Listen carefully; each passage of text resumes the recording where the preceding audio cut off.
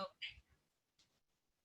okay, so we're recording now, and we are going to go ahead and get started. I'm going to mute myself, and Kathie, take it away.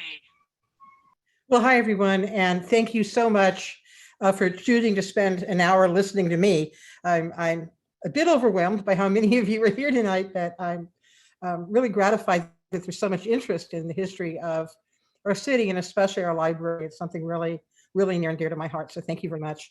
Um, the topic tonight is the story of the library that never was. And what we're talking about is a library building that was envisioned, that was hoped for, that was planned, that was designed, but all of the elements of it never came to be for a variety of reasons. And we'll talk about who contributed to this and what some of those wonderful ideas were.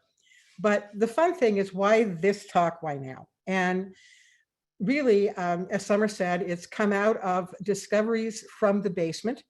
And we call it spelunking, going down there and digging around. And to be honest, there are things down there that we have found locked away, safely protected, that really we didn't realize were there. So we knew that we had blueprints and architectural drawings and things of the expansion era library, the more modern years of the library, but we didn't realize how much we had of the original construction. So some of the kinds of things that we found, of course, are daily construction logs, records of some 58 subcontractors, notes back and forth, memos back and forth. But the things that I find the most fascinating are the architectural drawings that were done originally in all their myriad iterations. And of course, the very special correspondence between the architect who designed the building and saw it to fruition and our former librarian who's now long left us, Walter Johnson. And the relationship between these two men is just fascinating. And one of those things you really get an insight to when you get to read their letters, you know. And as an historian, I'm pretty sure I got into this just because I'm nosy. But you know, they're both passed, so it's okay to read their mail now. So with that, I'm going to switch over, hopefully this will work, to some PowerPoint images, because I think it's more interesting to look at some of these pictures than it is to look at me. So with that, I'm going to give this a try. Summer assures me this will work. Let me take off my glasses so I can see what I'm doing. And let me move this up. And we're going to go here. Open up. There we go. Switch it to a slideshow. And does it look like a slideshow? Not yet. There we go. So can everyone see the first image? Awesome, there's Summer doing this. The idea that there was a library that never was sort of builds way back from the notion that there is now a library that is. The library that never was culminates from what we had that was a library that was. It was expanded on significantly in 1994 and then renovated in 2000. Now, the library that was, which opened in 1975, this is one of the earliest photographs of it in color. And it's really rather wonderful because it shows the fountains working, and yay, the fountains will be working again. Pretty exciting news. But also on the side of the image, you can see that the wonderful circular ramp that now is inside the building with the fountains was originally outside the building. And it's really interesting to me how many people don't know that. And when they find that out, it's like, oh my gosh, what happened here? So there they are, as they were originally built outside the building. And I just love the picture, so I had to throw it in. So before that, there was the library that never was. And this is a model of it. And you can tell it doesn't look terribly different than the library that was. There are a few things different, and we'll sort of look at those more closely as we go on. This is the lit up version, which I just think is fun. They stuck Christmas lights in it to make it look pretty spiffy. And finally, they stuck the whole, whoop. Are you there? Uh-oh. Didn't touch a thing.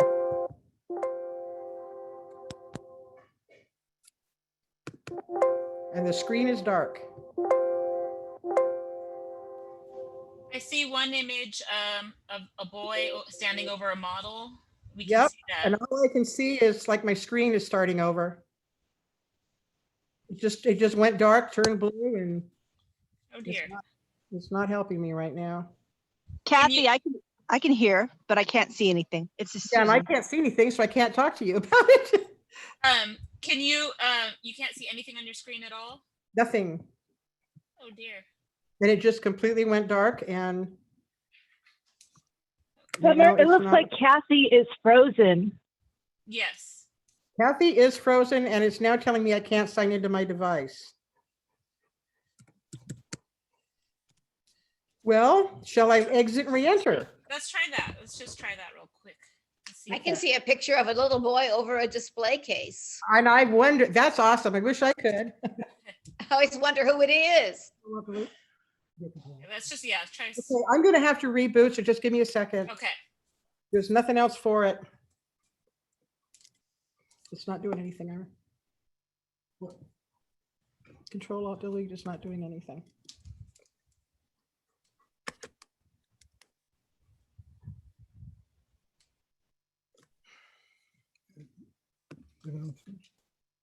Okay, I'm going to restart.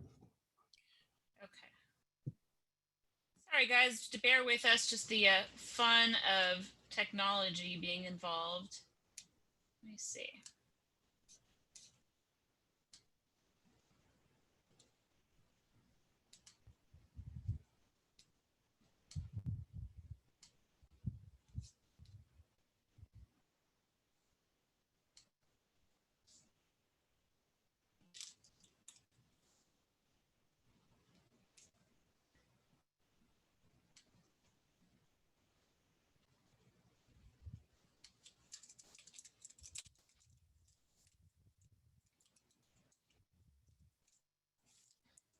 Hopefully we'll be able to get this up and running in just a minute here. So just bear with us. Sorry, folks.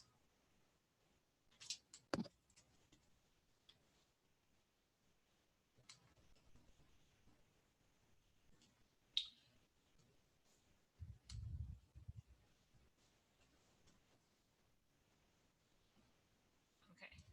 Yeah, so it looks like Kathie's completely logging out of her computer and logging back in again, I think. So yeah, I just take her a couple minutes. So we'll sit tight. If nothing happens in the next 5 minutes or so, then we'll have to rethink our strategy here. But let's cross our fingers for her being able to re-sign on.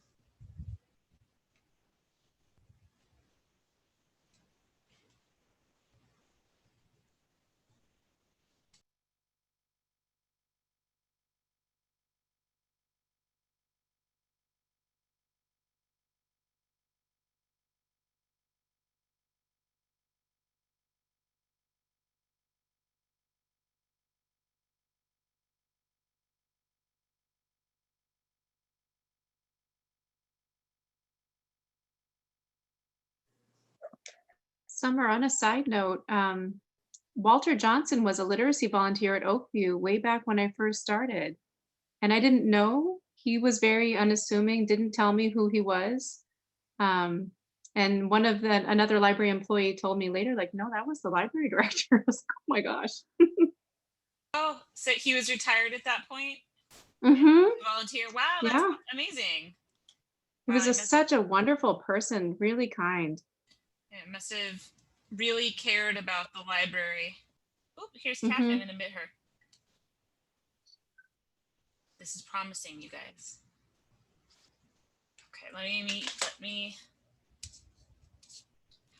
make her host again. 1 second.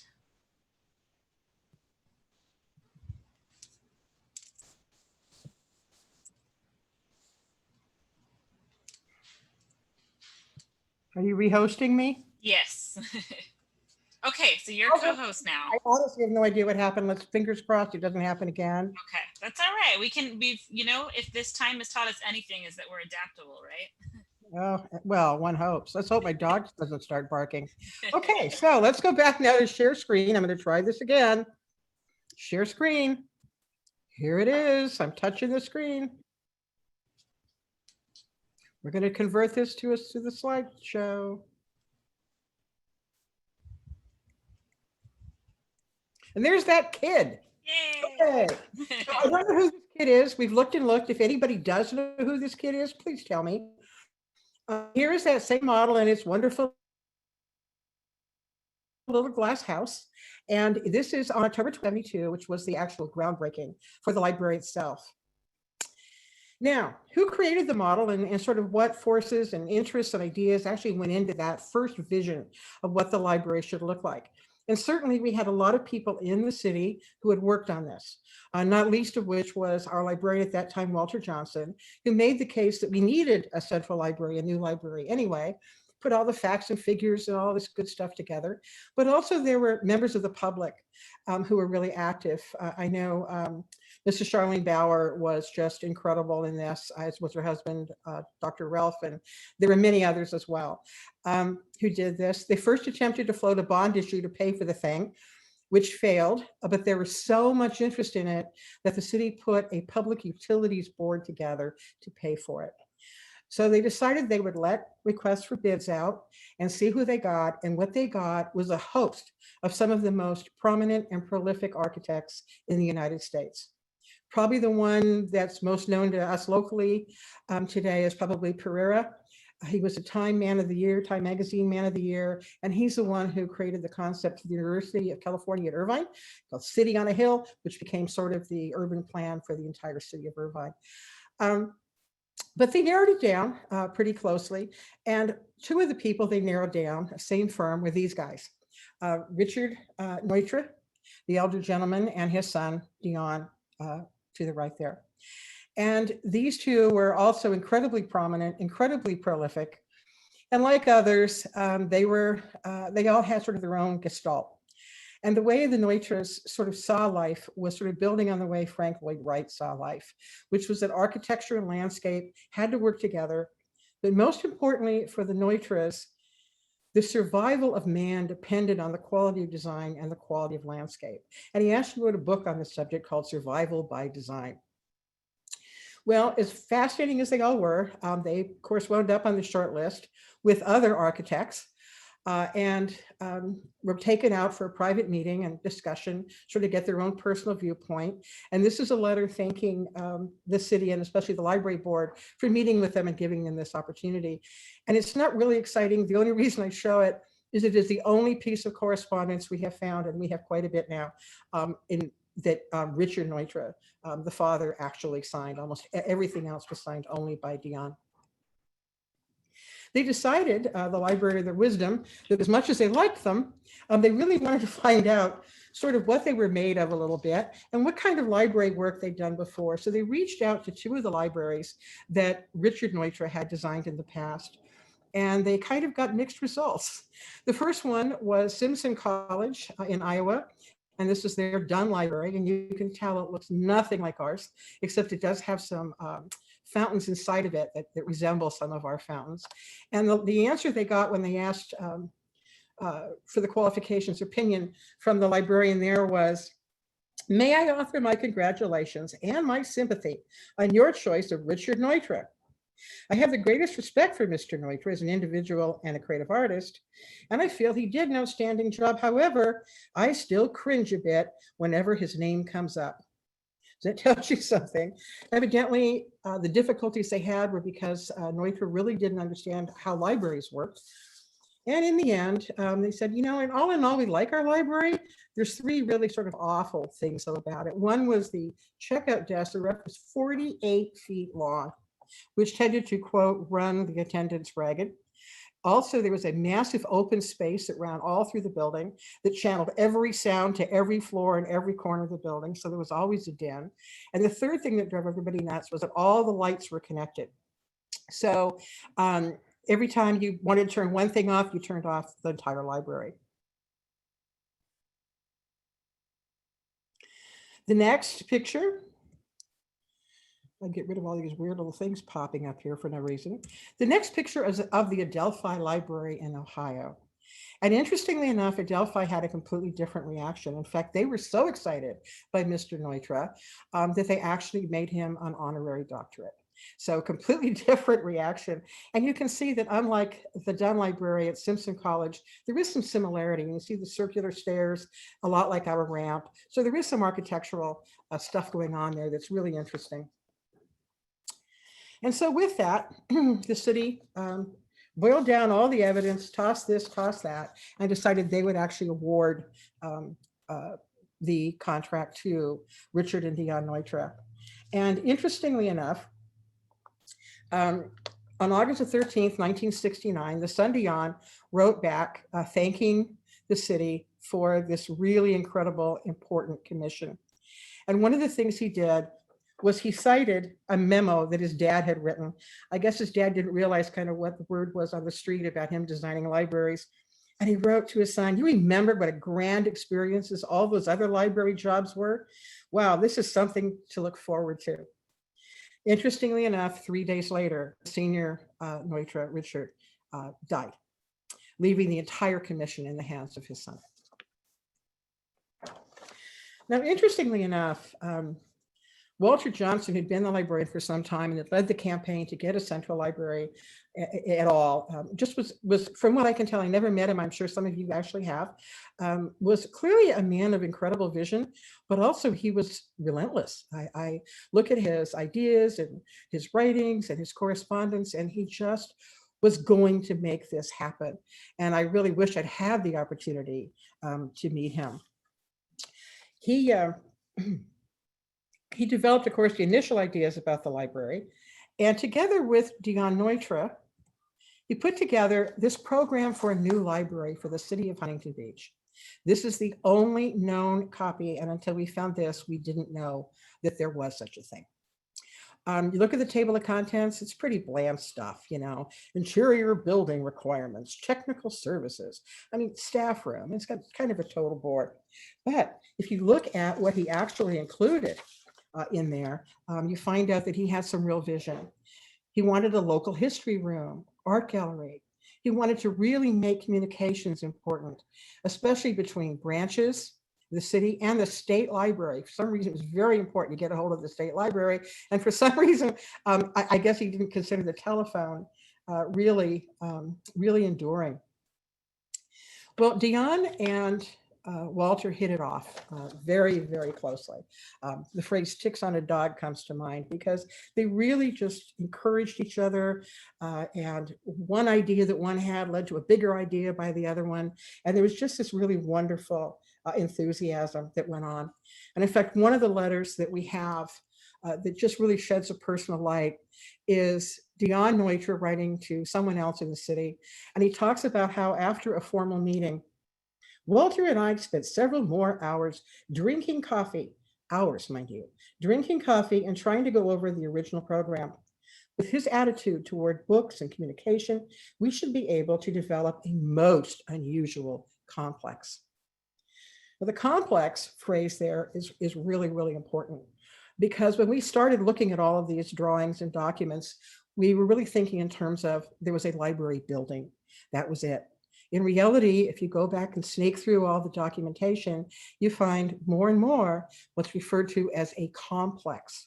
This idea that this location was cultural and educational, but also entertainment.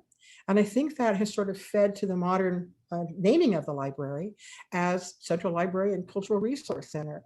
So that whole heritage is really with us still, albeit in a really truncated form. So together, the two of them fed on these ideas and they created a master plan. They unveiled their master plan on October the 20th, 1970.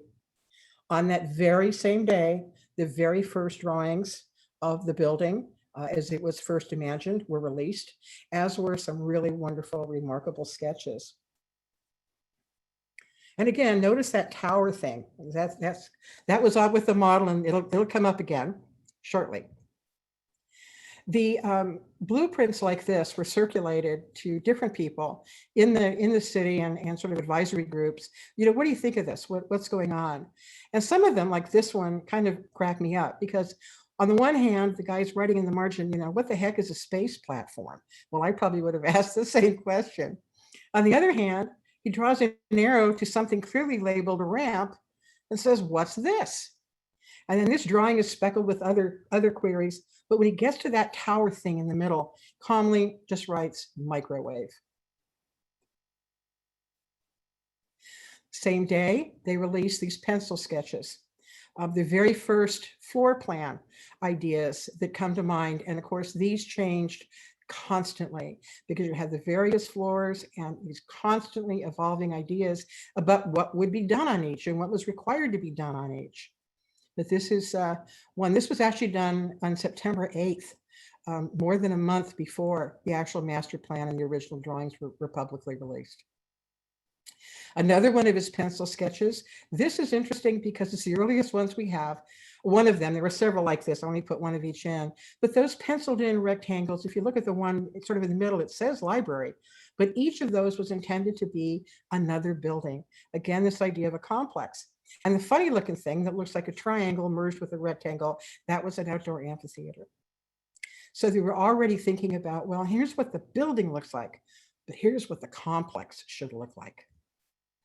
And so they released this rather wonderful drawing that actually labeled the buildings. And this actually is October 1970. So this is released with that. And I love some of the things that the buildings are labeled to be. Recreation and activities, that's kind of predictable. There's a museum, an exhibit hall, which is sort of a trip because Johnson wrote that he expected the exhibit hall to house archaeological, paleontological, and zoological displays. So I'm not sure what he meant by zoological. I don't know if he was thinking, you know, tanks full of lizards, or if he was going to have an elephant chained in the parkway. I have no idea what he thought was with that. But in any event, there was going to be an artisanal hall where you could observe people making things and learn how to do it yourself. Graphics, an amphitheater, botanic gardens, and a greenhouse that was often labeled elsewhere as a biodome. So this is really, really incredible. What they're sort of ignoring here a little bit is that we tend to think of this as a park and the library in the park.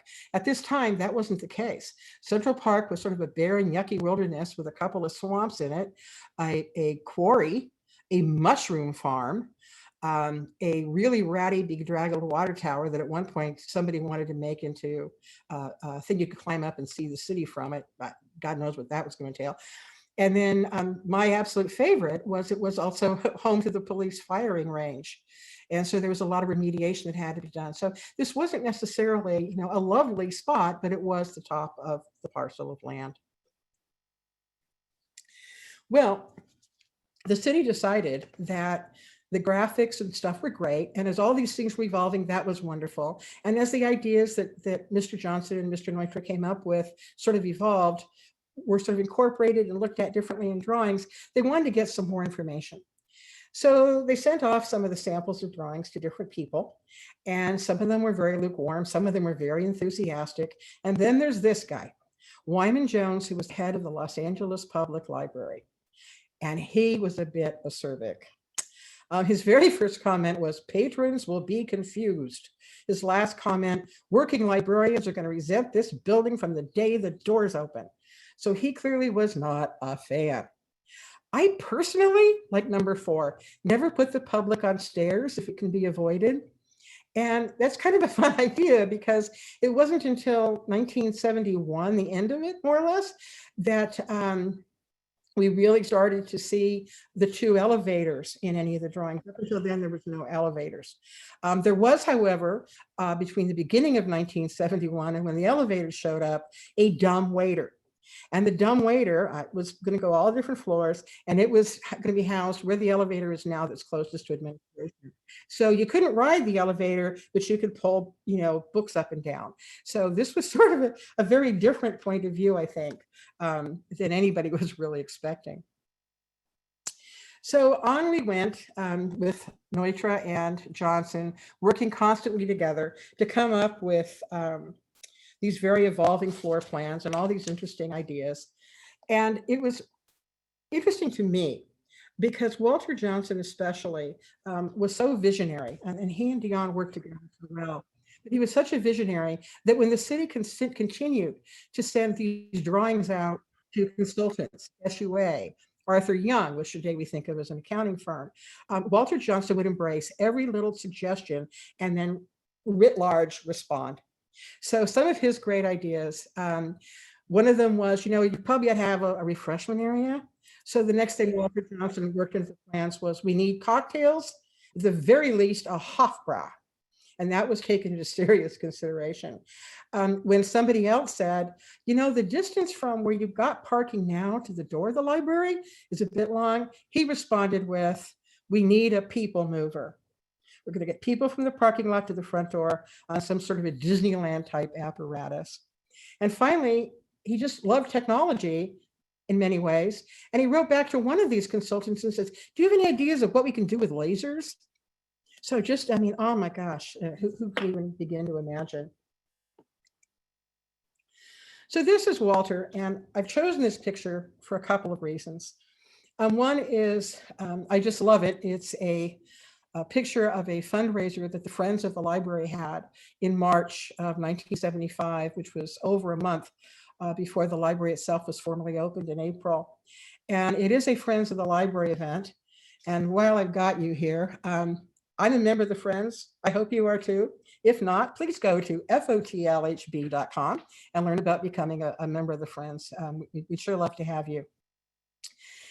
And here's Walter, sort of alone. The library has been built.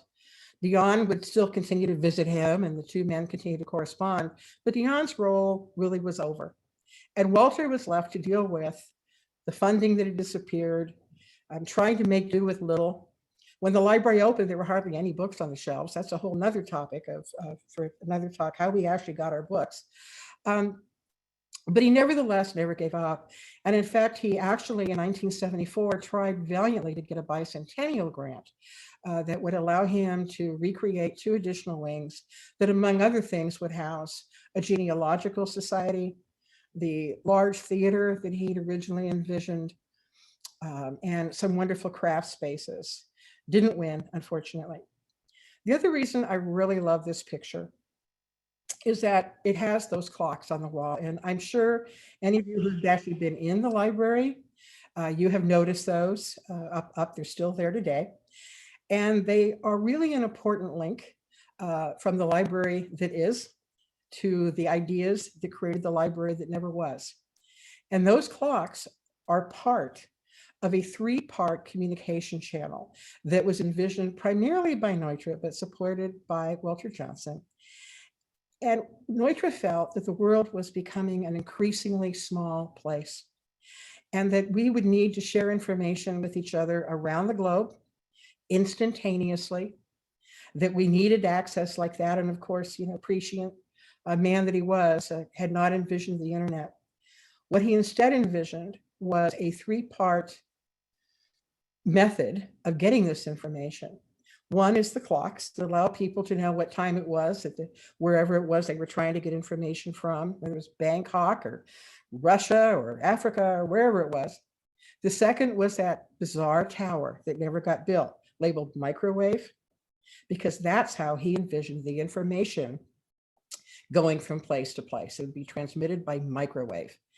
And there was supposed to be, and never was drawn, but was described, a booth right by the present reference desk that patrons would go in, like the TARDIS, right? If you're a Doctor Who fan, and you would sit in there and you would, dial up all your information, looking at the clocks to see what time it was where you wanted, whoever you wanted to contact.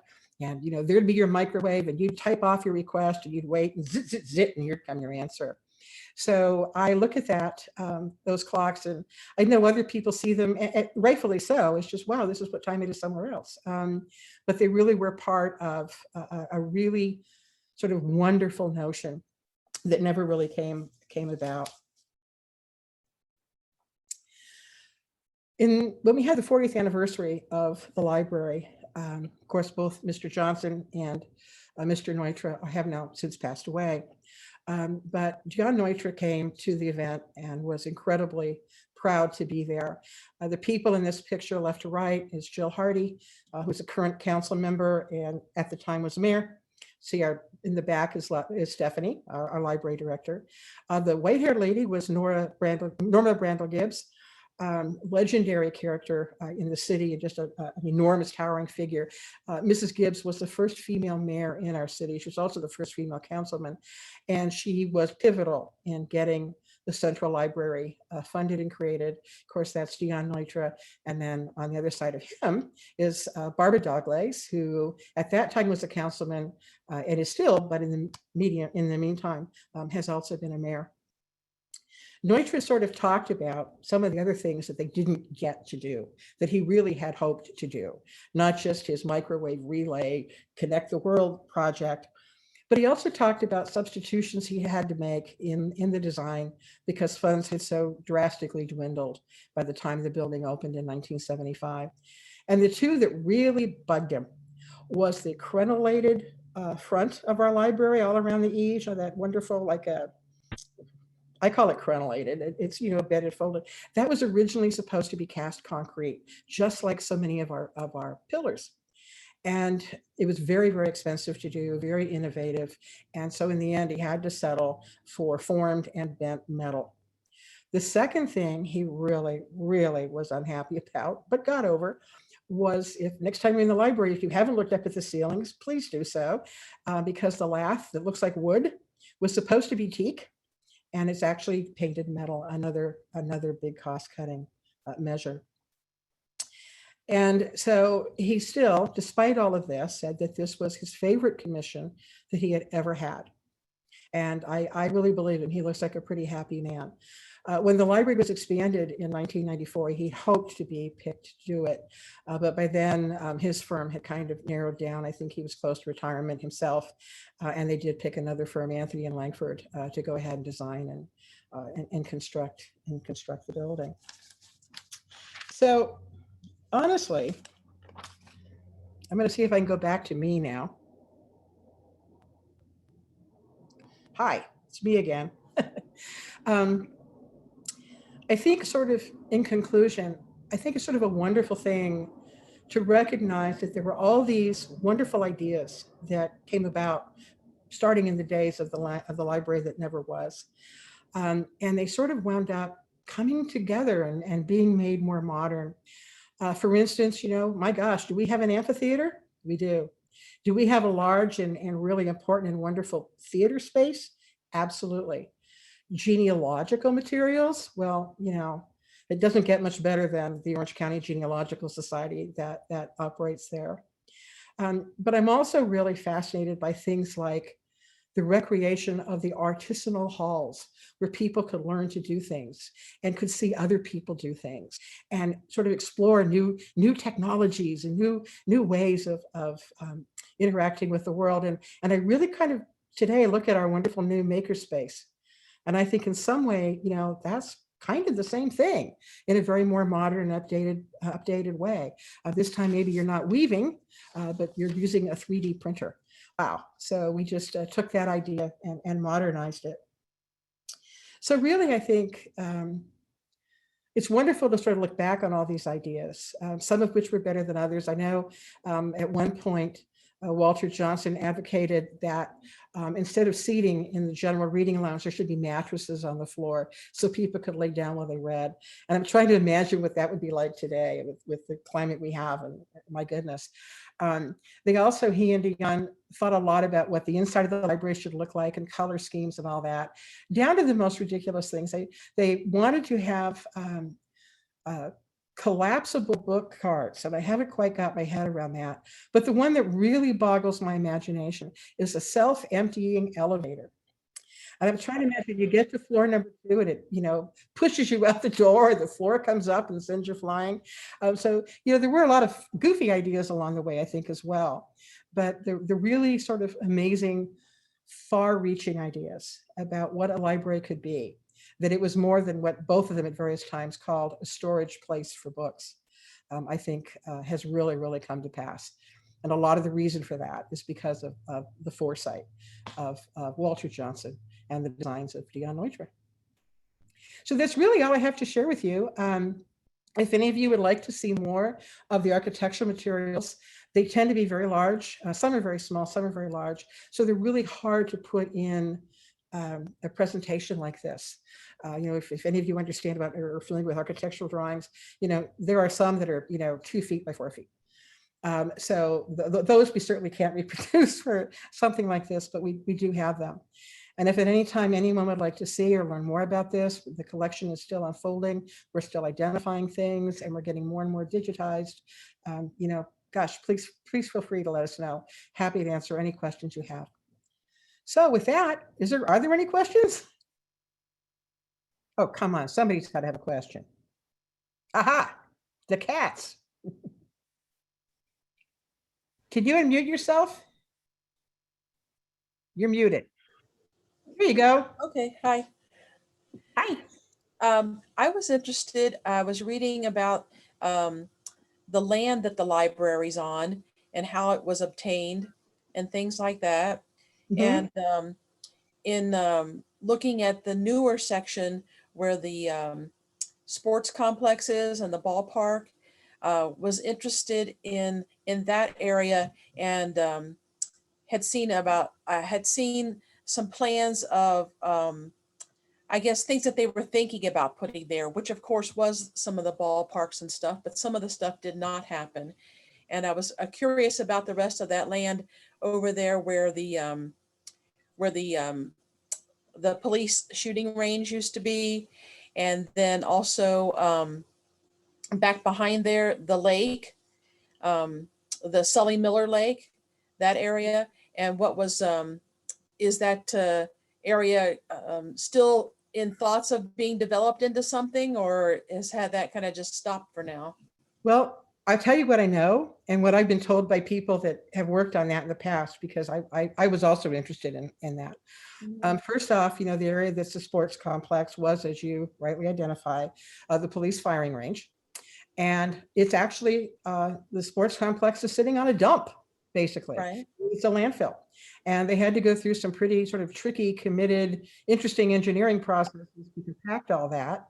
And I think the word I heard was soil compaction and some other things. They had to vent gases in order to make that stable enough for a sports complex. And I understand that that's a really great use for it, because you really couldn't build a lot more on it. Mm-hmm. I've also heard really wonderful stories about the police firing range, because that was definitely still there when they were looking at building the library. And they actually had to go over that with a fine-tooth comb and metal detectors. And this actually became part of the preview of the landscape architects, which is a whole nother wonderful talk. I'll tell you about that. They're an amazing bunch. But they actually were going over them with metal detectors because they were finding, spent shells, but also unexpended bullets. Right. So you can imagine, here's a sports complex. That's what our kids play there. Not the best plan. So I will tell you, the weird things that happened. The mushroom farm, of course, that was removed and demolished, and I'm sure you know about that. The quarry and all of that became our very first Adventureland playground. For those of you who may have lived here at that time, really rather terrifying in this day of litigation. But basically, kids could go down there, play in the bottom of, which always had water in the bottom, and they would build all kinds of contraptions. The city would dump everything down there, from old wooden wire spools to a bottomless boat. And the kids had to turn a nail in to get another nail, but they were free to build all kinds of things and build fires. So I'm really surprised that we don't have a litany of litigation. So far as I know, we kind of, unscathed. That, of course, has since been moved to the adventure playground we have today, which is a lot of fun, but much, much nicer. Are you talking about where the Sully Miller Lake is? Yeah. Wow. That was the original, and we actually have some wonderful photographs that we recently found. There are some things we found, we have pictures of now that we didn't have before, because we found 4 boxes of negatives of photographs that were taken in the 70s to early 80s by our public information officer, but which were never developed into prints. So little by little, we've been printing them, and the things that we were finding are amazing. And fortunately, they were all stuffed in glassines on which he labeled what they were. Oh, So wow. we're able to take that, go, hey, look at this, and then go back and do additional research, and then really confirm what it is we're looking at, what we have pictures of. And some of them, are not so great, and others are a shock. Interesting. Kathie, Yeah, hi. Hi, Jan here. Hi, Jan. I remember that particular adventure playground because my oldest son is 50, so I took him there. But there was no way they were going to get insurance, and I knew they couldn't stay open. Oh, It was too impossibly scary. The whole thing was unbelievably dangerous. oh, But it was a heaven. It was a haven for children. oh, yeah. I mean, that, I know my boys would have both loved it, you know, and you see these kids and they would build. There was one picture I have of this thing that's basically 3 stories high of plywood and stuff. And there's an easy chair at the top. And all I can think of is, how did they get that up there? And why hasn't it collapsed? You know, but the bonfires got me. And then the signs that say keep out mom. I'm like, well, okay, that was that. I don't think mom wants to go in there anyway. So yeah, absolutely. Yeah, it was an interesting place though. It was. Anybody else? You've got to have something about the library. Hello. I have a question. Oh, here's Mr. Amory. Hello.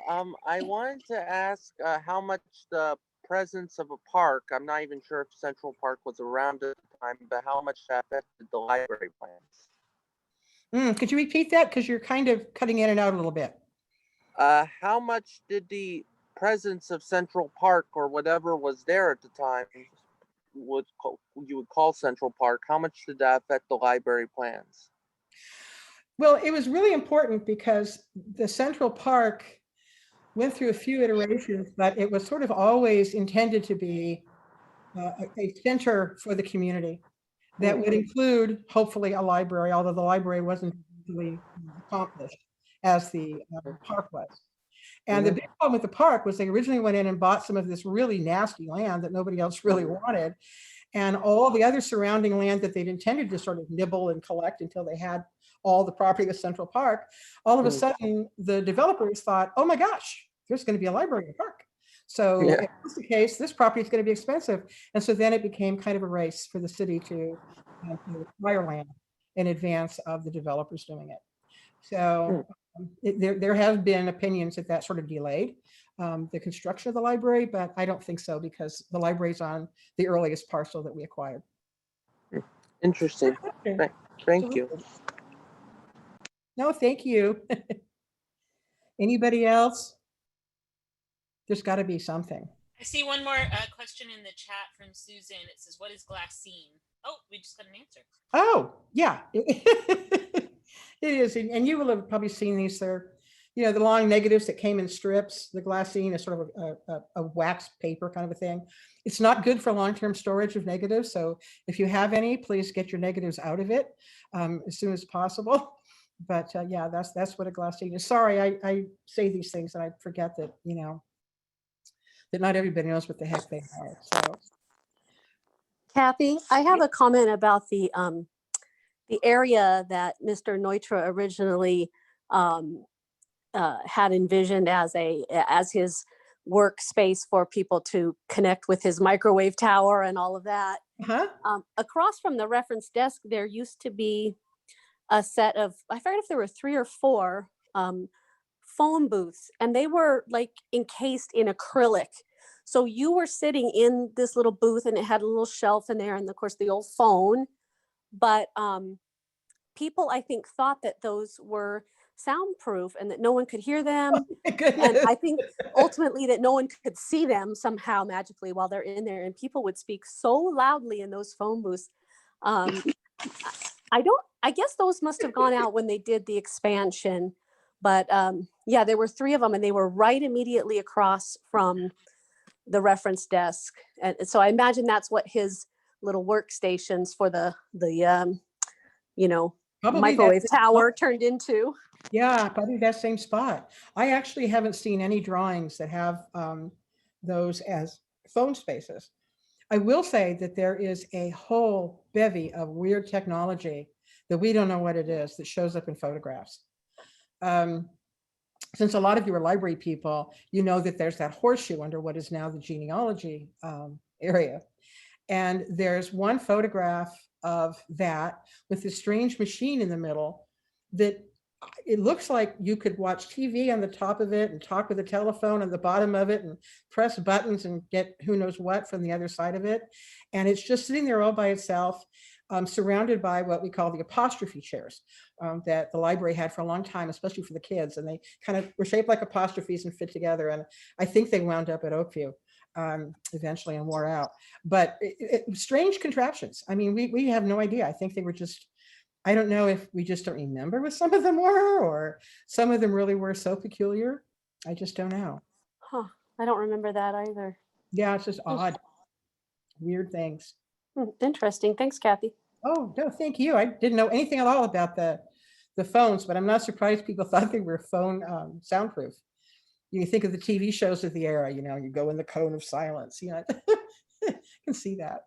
So It was embarrassing for quite a few people. Well, today, cell phones is no better. People don't realize that their voice carries across the entire, you know, room. So that happens. Anybody else?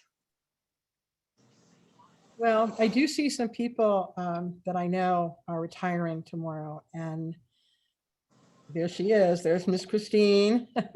I'm doing it especially, and just wanted to say, you know, we'll miss you. I have missed you for all these months of COVID, but you know, you'll be back. I hope. Thanks, Kathie. I appreciate that. I have missed you, and it's been kind of sad since we've been closed that we haven't kind of been able to see everybody. But I just want to thank you for all this good work you're doing. You know, honestly, this stuff is in the basement. Nobody would have known it if you hadn't been digging around down there. So thank you for saving our library. Well, I kind of have to confess that, you know, normally my work area is in the vault in the city clerk's office. And that's where our, you know, historical records for the city are housed. And when we first shut down City Hall, we all just got kicked out. And it was like, well, if you're not essential, you know, you can't be there. So I thought, well, you know, so I kind of messed around for a while. And then I thought, what else can I possibly do? And then I sort of lost interest in some of the projects I was doing in City Hall. And all of a sudden I thought, aha, the basement. And thankfully, Stephanie was kind enough to Stephanie Beveridge, our director, for those of you who don't know Stephanie, who's also retiring tomorrow, they're not happy about, let me in, and even bought me some archival file folders. Nice. So anyway. Well, there's a wealth down there that we just honestly didn't even know about. So, you know, good for you for saving a lot of that material. Down there that's really awful too. So I think I probably put like 3 or 4 dumpsters. To say, because things were treasured 2 years ago at, you know, something, or 5 years ago, or 10 years ago, you know, nobody's going to reuse that dusty Cremora or those Christmas ornaments that have not been. So, you know. No, I've dug around in the basement. I know how gross it can be. So good for you for actually finding all these treasures. Dennis, did you want to say, I see you lighting up occasionally. Did you have anything else you wanted to say? No? Okay. Well, is that it? Okay, so you're all authorities on Walter Johnson and the library that never was, and Dion Neutra and all that good stuff. And the next time you go, you're going to look up at the ceiling blades and say, my gosh, that looks like teak to me. You had me fooled. So, all right, well, if that's it, I just want to say thank you so much for coming. And also, if any of you have ideas for other Zoom talks, topics you'd like to know more about, even, you know, reaching out to other organizations to help with that, please let us know. You can, you know, we'd love to have those ideas, and we'd love to make sure that we're offering you content that you care about. So let us know. And with that, I'm just going to say thank you so much for your time. I really appreciate it, and your interest in our library. Thank you so much, Kathie. Thank you. It's just so informative and so fascinating, and I look forward to more talks with you. So everyone that attended tonight, I can send you all a recording of this program, so you can take a look at it later if you would like to, and also keep an eye out for future programs, because we definitely want to do more. So thank you all very much for coming here this evening. Have a wonderful weekend and a wonderful Halloween if you so choose. And that's about it. Okay, thank you, everyone. Good, everybody. Thank you so much. Thank you, Summer. Thank you, Kathie.